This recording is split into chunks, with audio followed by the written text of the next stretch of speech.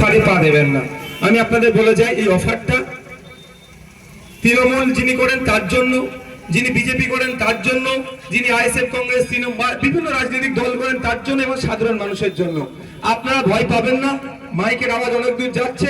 যদি দেখেন আবাস যোজনা নিয়ে আপনার পরিবর্তে, আপনি গরিব মানুষ, আপনার পরিবর্তে আপনার বুথের আপনার থেকে বেশি গরিব পেয়েছে বাড়ি, ওয়েল অ্যান্ড গুড, কোনো বিতর্ক নয়। আর যদি দেখেন আপনি আবাস যোজনার অ্যাপ্লিকেশন জমা করেছিলেন, আপনি বাড়ি পাননি, আপনার পরিবর্তে 30,000 40,000 কাটমানি দিয়ে যার পাকা বাড়ি, যার বাড়িতে ফ্রিজ আছে, যার বাড়িতে 4 চাকা আছে, যার বাড়িতে 2 চাকা আছে, যার 8-10 বিঘে জমি আছে, সে বাড়ি পেয়ে গেল, তাহলে আপনি কি করবেন? মারামারি করবেন? না, একদম মারামারি করার দরকার নেই। আপনাদের শুধু কাজ হবে, আমাদের এখানে যারা নেতৃত্ব আছে আইএসএফ এর, তাদের সাথে যোগাযোগ করবেন।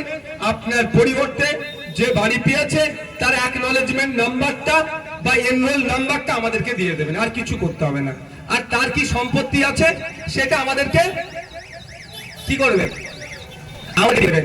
আর তাকে বলবেন তোমার আইএসএফ এর তোমাদের বিরুদ্ধে এটা শুধুমাত্র আইএসএফ জন্য তৃণমূল করে হয়, আরো 30,000 টাকা কাটমানিতে পারেনি বলে তার লাইফ আছে। আরো আইএসএফ বলবো কথা, যে ওই 30,000 টাকা নিয়ে ওকে বাড়ি পাইয়ে দিয়েছে, যে বাড়ি নিয়েছে তার বিরুদ্ধে মামলা হবে, যে প্রধান